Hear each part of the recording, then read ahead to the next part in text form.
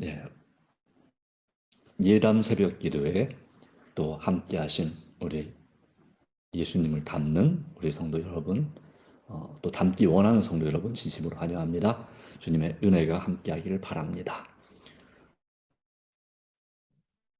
오늘은 살아남는 이들 제10장 아브라함과 약속의 후손 두 번째 시간으로 하나님의 말씀을 묵상하도록 하겠습니다.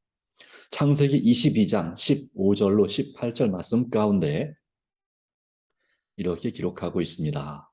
여호와의 사자가 하늘에서부터 두 번째 아브라함을 불러 이르시되 여호와께서 이르시기를 내가 나를 가리켜 맹세하노니 내가 이같이 행하여 내 아들 내 독자도 아끼지 아니하였은즉 내가 내게 큰 복을 주고 내 씨가 크게 번성하여 하늘의 별과 같고 바닷가의 모래와 같게 하리니 내 씨가 그 대적의 성문을 차지하리라. 또 내 씨로 말미암아 천하 만민이 복을 받으리니 이는 내가 나의 말을 준행하였음이니라 하셨다 하니라. 믿음으로 승리한 아브라함의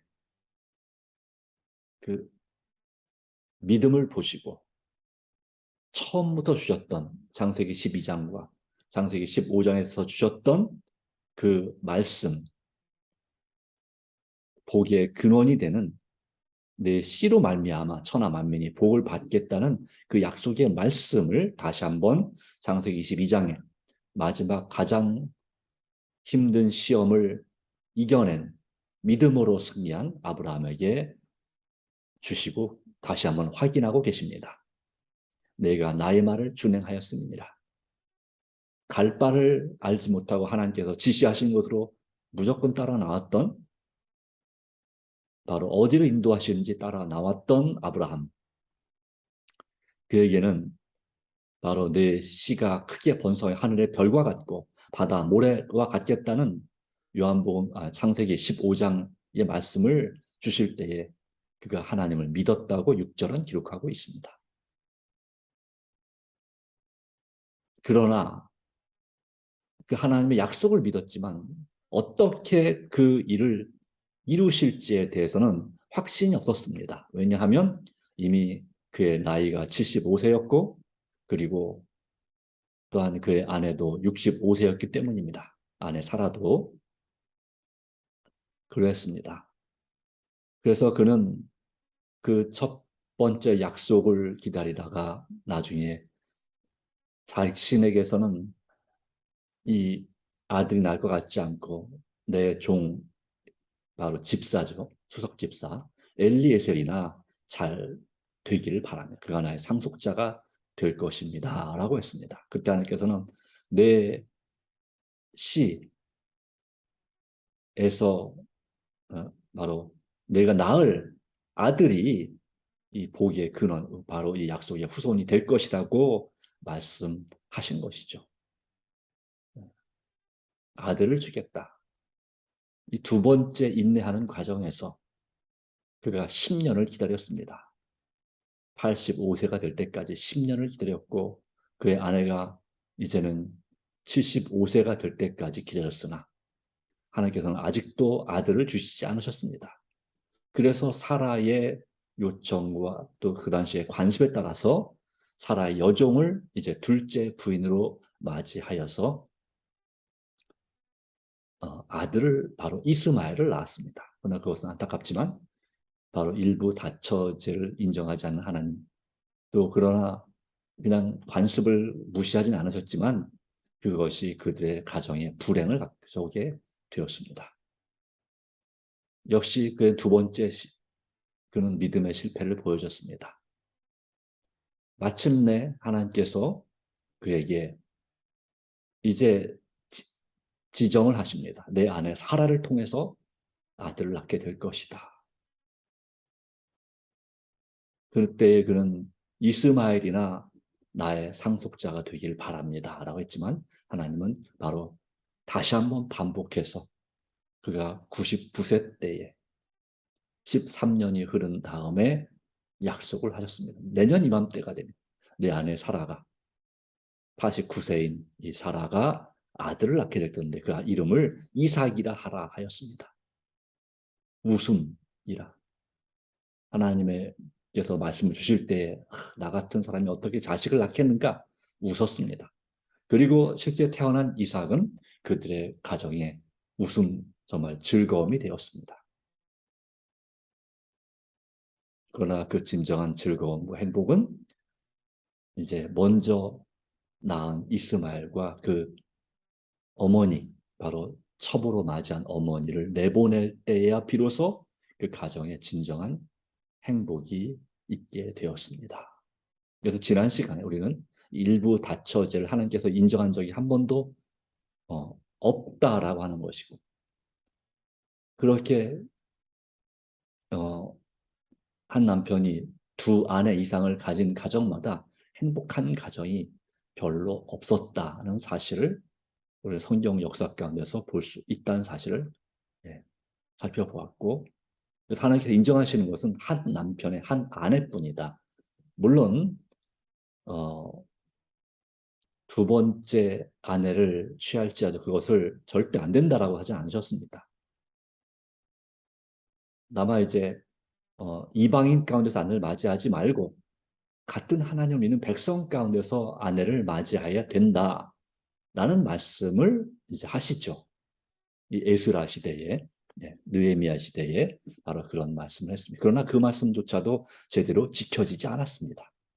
예수님 당시에 많은 사람들이, 많은 유대인들이 이방인 여인을 아내로 또 자기 또 며느리로 그렇게 맞이한 경우가 무척이나 많았고, 자기 딸도 역시 마찬가지로 이제 이방인에게 시집 보내는 그런 일들이 많았음을 우리는 볼 수가 있습니다.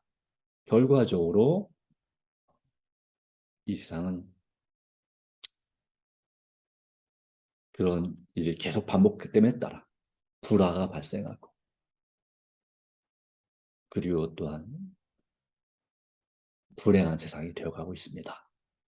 물론 이것 때문만은 아니지만 이것도 아주 중요한 그러한 어, 결과, 내 부모를 공경하라고 하는, 그리고 서로 사랑하라고 하는, 이웃과 가족 서로 살아가는 이것이 깨지는 아주 중요한 결과를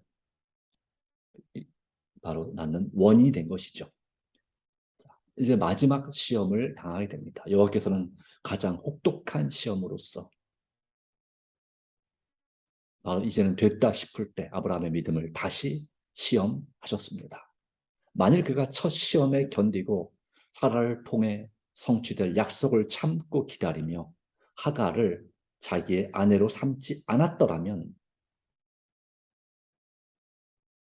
이것이 이제 사실상 두 번째 믿음이 흔들린 거죠. 그러나 시험으로 따진다면 첫 시험이겠지만, 네, 그렇죠. 어, 처음에는 아들 낳는 걸 포기했죠. 그냥 이 엘리에셀을, 그의 종 엘리에셀을 양자로 삼아서 대를 이어가려고 했던 것입니다.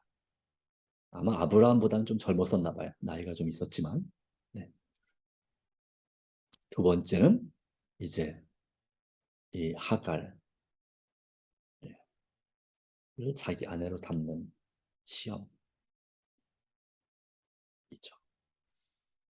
그러나 이 기록에는 첫 번째로 말하고 있습니다. 첫 번째 시험. 어쨌든 이 사라와 같이 이 약속을 참고 기다리며 하갈을 자기 아내로 삼지 않았더라면 그는 사람에게 일찍이 유례가 없는 그런 견디기 힘든 시험을 당하지 않을 것이다 라고 하는 것입니다.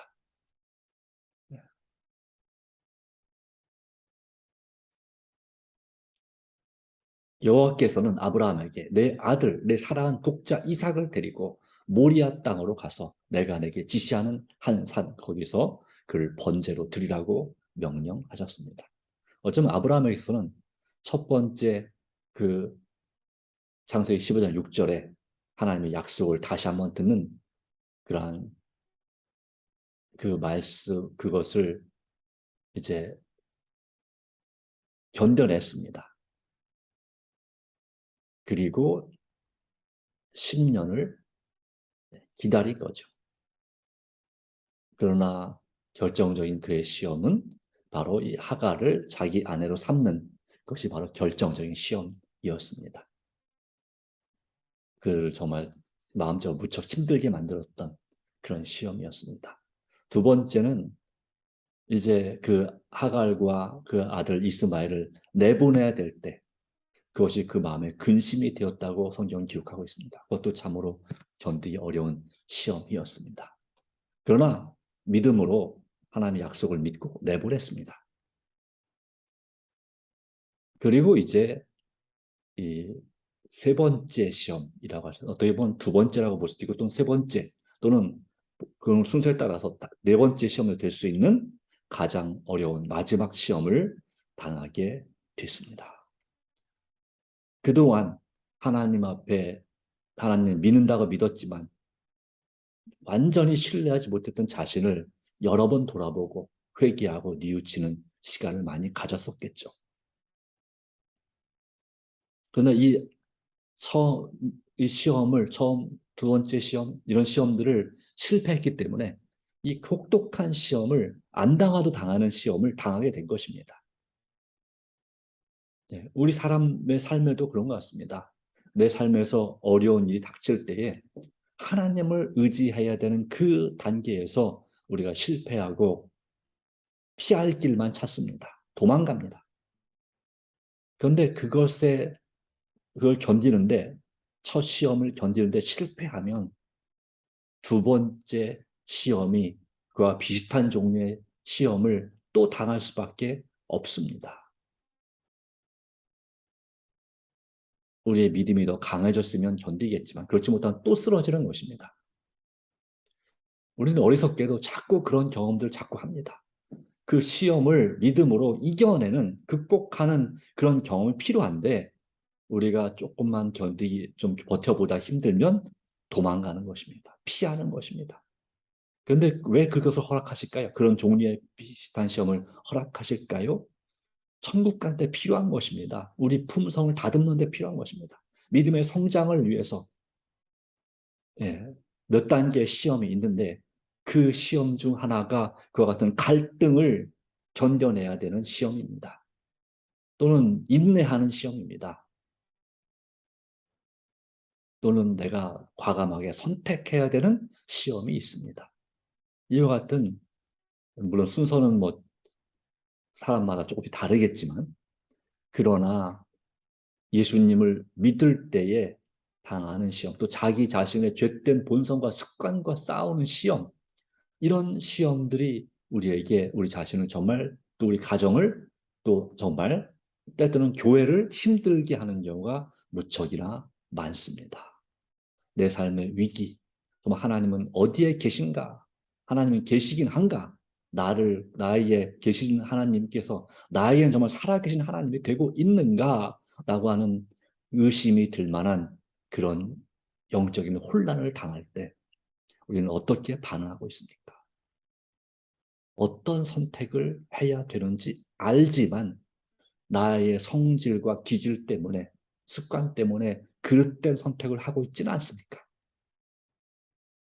우리의 하나님께 대한 믿음의 부족으로 아담과 하와가 정말 잘못된 선택을 했던 것처럼 우리도 그와 같은 실수, 실망을 경험하고 있지 않습니까? 그걸 다시 돌이키는데 많은 시간이 걸리는 것입니다. 그러나 하나님께서는 우리가 살아있는 한 우리를 어떻게든지 구원하시고자 그런 시험을 계속해서 허락하시는 것입니다. 경제적인 위기, 건강에 관한 위기, 또 가족들의 생명과 관련된 사건, 사고 같은 또 질병, 이와 같은 위기를 허락하십니다. 또한 내 삶의 누군가와의 갈등, 극심한 갈등, 상처받는 경험, 또 하나님의 사명을 이루기 위한 선택, 내 뜻과 하나님의 뜻과 사이에 충돌이 날 때 그걸 조정하기 위한 시험. 예. 또한 특별히 내 자신과의 싸움, 극기하는 그 관련된 그 시험. 가장 어려운 싸움이 사실은 내 자신과의 싸움이죠. 내 자신을 이게 역사하는 성령과 하나 바로 내 안에 역사하는 사단의 영과의 싸움, 영적인 싸움, 가장 힘든 시험입니다. 이걸 이기는 비결, 이 모든 시련들을 이겨내는 비결은 무엇일까요? 예수 믿음입니다. 하나님을 신뢰하는 믿음입니다. 이 아브라함과 그의 아들 이삭도 마찬가지였습니다. 그리고 그것이 시험이라는 것을 깨닫는 것도 참 중요한 것 같습니다. 왜 이렇게 나한테 이런 어려운 일이 생기나, 이렇게 하면서 우리가 시험인지 모르고 어떻게 막 방법을 찾고 헤매다가 나중에서야 하나님께 매달리는 그런 경험을 하지 않으려면, 이것이 지금 닥친 이 어려움이 하나님께 나에게 주는 시험이구나. 허락하시는 시험이구나. 그리고 또는 부정적인 면에서는 그럴 수 있겠고, 긍정적인 면에서는 나의 품성을 단련하시는, 우리 가족을 구원하시고자 하는 하나님의 시련이구나 라는 생각을 한다면 우린 아브라함처럼 선택할 수 있습니다. 아브라함은 불신하거나 주저하지 않고 그의 아들을 번제로 바치라는 지시한 땅에 가서 그 약속을 의심하지 않고 새벽 일찍이 두 종과 그 아들 이삭 그리고 번제에 사용할 나무를 가지고 하나님께서 지시하는 곳으로 갔습니다. 사실 번제할 나무는 거기 가서 준비해도 됐을 겁니다. 그러나 혹시 하나님께서 나무가 없는 곳으로 인도하실지도 모르기 때문에 지시하는 곳이 그냥 풀만 있는 곳이라든가 아니면 사막 광야라든가 이런 곳은 나무 구하기 좀 어렵잖아요. 그렇기 때문에 나무를 준비해가지고 아예 하나님께서 지시하는 곳으로 갔습니다.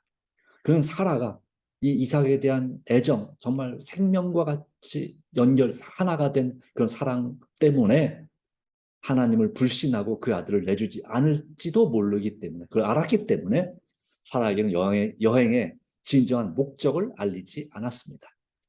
물론 이것은 사라에게도 시험이지만 이 시험은 사실상 가장인 아브라함에게 주시는 시험이었습니다.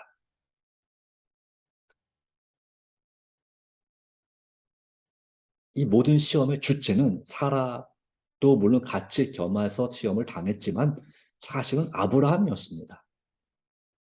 그 가족의 믿음의 제사장으로서 그가 승리하면 그의 가족도 승리하는 것이고 그가 실패하면 가족들도 실패하게 되는 것입니다.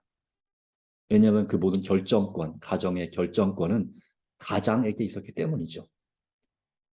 아브라함은 부정, 바로 아버지로서의 정, 자식에 대한 정, 그것에 지배당하여 하나님을 거역하게 되도록 허용하지 않았습니다. 자신에 대해서. 하나님의 마음, 하나님을 신뢰하는 마음, 그것을 거역하지 않도록. 하나님의 명령은 사실상 아브라함의 마음을 뒤흔들어 놓으려고 의도된 것이었습니다. 그것이 바로 그의 바로 시험이었습니다. 영적인 혼란을 주시는 시험이었죠. 어떻게 뒤흔들어 놓는 시험이었을까요? 그것은 분명히 말씀했죠. 여기에 내 아들, 내 사랑하는 독자 이삭을 데리고 모리아 땅으로 가서 내가 내게 지시하는 한 산 거기서 그를 번제로 드리라. 인신공양에 말하자면 그냥 동물, 양이나 소를 염소를 희생 제물로 번제로 드리는 것이 아니라 사람을 제물로 바쳐. 이것은 모압의 신 바로 그모스에게 그렇게 인신공양을 드렸습니다. 사람을 제물로 바치는 것입니다. 오늘날에도 인도에 가면 어떤 종교에서는 그 아들을 신에게 제물로 이렇게 번제로든 아니면 다른 목적, 어떻게 보면 죽여서 바치는 그런 관습이 있다고 합니다. 당시에 이 아브라함 당시에 이방 민족들 가운데 이처럼 어떤 종류, 어떤 우상 숭배는 그 신에게 가장 사랑하는 자식을 바치는 그런 제사가 있었습니다. 아들이든 딸이든 그렇게 바치는 그런 악한 습관이 있었습니다. 악습이 있었습니다. 그런데 누가 그렇게 명령하시는 것입니까? 하나님 아버지께서, 창조주 하나님, 그런 것을 아주 아주 싫어하시는 창조주 하나님께서 그 아브라함에게 내 아들 독자, 그것도 하나뿐인 아들을 번제로 바쳐, 네 손으로 직접 잡아서 나에게 희생 제물로, 속죄 제물로 드리라고 말씀하시는 것입니다. 하나님은 그러실 분이 절대 아닌데, 에 대한 그런 믿음에 대한 그의 마음을 뒤흔들어 놓으려고 의도된 하나님의 시험이었습니다. 도저히 그런 짓을 하지 않고 그런 짓을 정죄하실 분이 아브라함에게 그런 말도 안 되는 명령을 하시는 것입니다. 말도 안 되는 명령. 마치 옛날 얘기 가운데 이 효자 집안 가정과 불효자들이 있는 가정에서 얘기처럼 아버지가 아들들에게 야, 저 소를 우리 집 저 소 누렁이를 지붕 위로 올리거라 라는 시험, 그런 말도 안 되는 그런 아버지의 명령을 받았을 때 이 효자 집안은 어떻게든지 아버지 왜 그러시는데요? 제정신이세요? 라고 하지 않고 어떠한 반문도 하지 않고 반발도 하지 않고 아버지 명령에 따라서 그 어떻게 사다리를 통해서 그 소를 지붕 위로 올리려고 애를 쓰는 그런 모습을 보여주죠. 그것을 본 불효자 집안의 그 아버지가 자기 집에 가서 아들들에게 똑같이 했더니 정말 미친 사람 취급받았다는 얘기가 있죠. 네. 마치 그런 상황, 그보다 더 심각한 상황입니다. 소를 지붕 위에 올리는 것은 그냥 어, 뭐, 뭐, 좀 이상한 짓이죠. 말 그대로 이상한 짓이죠. 네. 우리 아버지가 노망이 나셨다. 이상하시네. 이런 정도예요. 그런데 이 말하자면 야, 네 손자를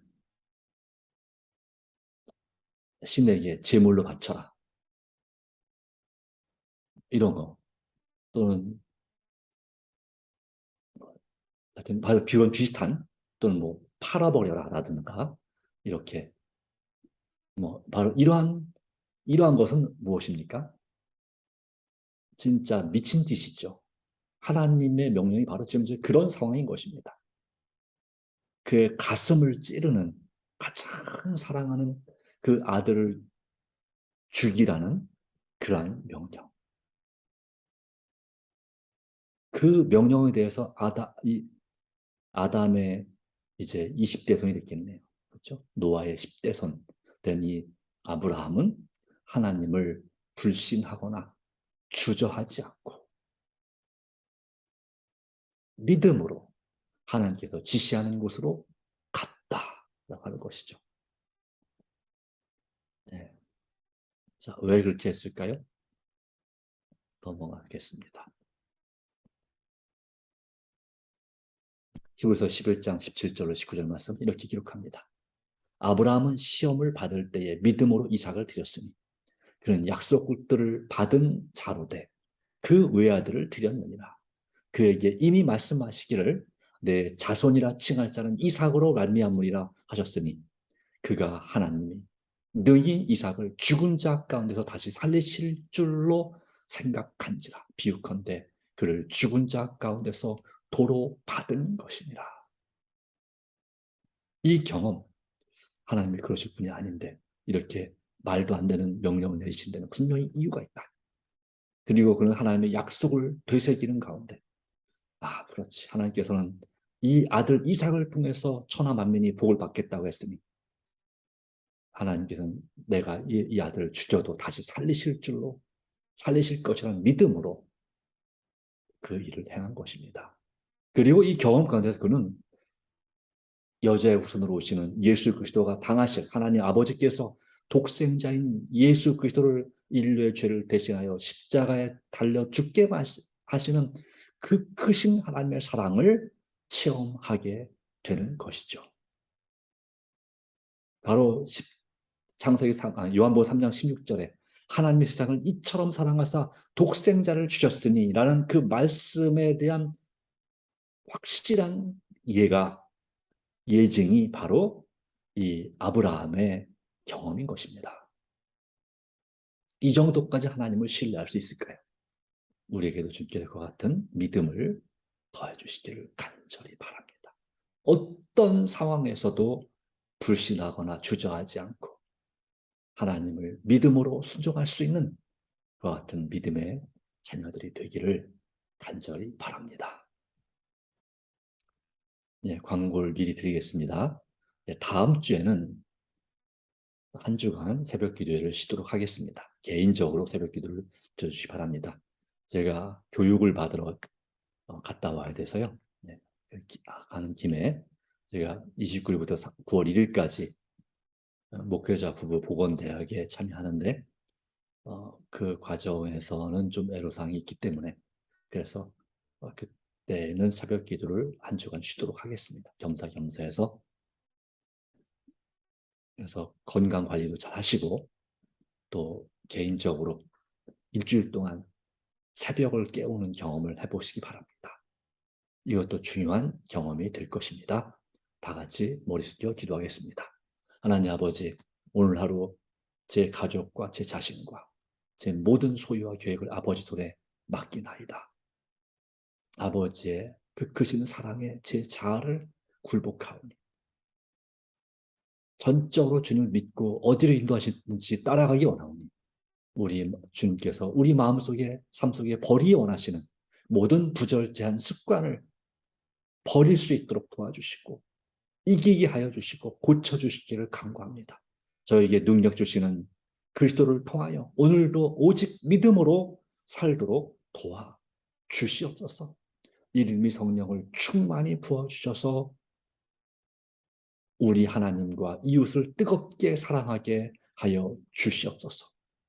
정말 우리가 한 마음 한 뜻이 되어서 진정한 개혁과 부흥을 내 자신부터 이루고 가정에서 이루고 우리 소그룹에서 이루고 교회에서 이룸으로 늦음이 성령 충만함으로 이 마지막 시대에 주신 이 쇠천사의 영원한 복음을 크게 외치는 하나님의 사람들이 되게 하여 주시옵소서. 오직 우리의 교회 VIP와 내 자신의 VIP 중에 꼭 구원받아야 되는데 오 주님 기도만 할 뿐만이 아니라 우리가 찾아가서 만나고 접촉할 때 성령께서 역사해 주시고 주님 도와주시길 간구합니다.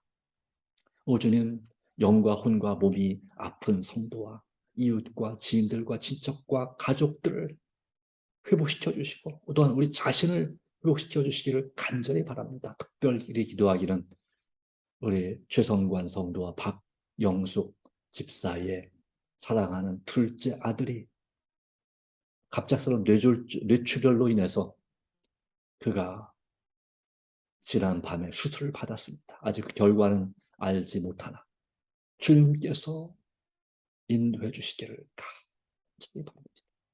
이것이 그 가정의 시련이지만 이것이 그들을 멸망시키는 시련이 아니라 살리는 시련이 되게 해주시고 하나님께로 돌아오는 중요한 계기가 될 수 있도록 역사하여 주시고 가족들이 구원받는 구원의 역사가 일어나기를 간절히 바랍니다. 주님 합심하여 기도하오니 들어주시옵소서.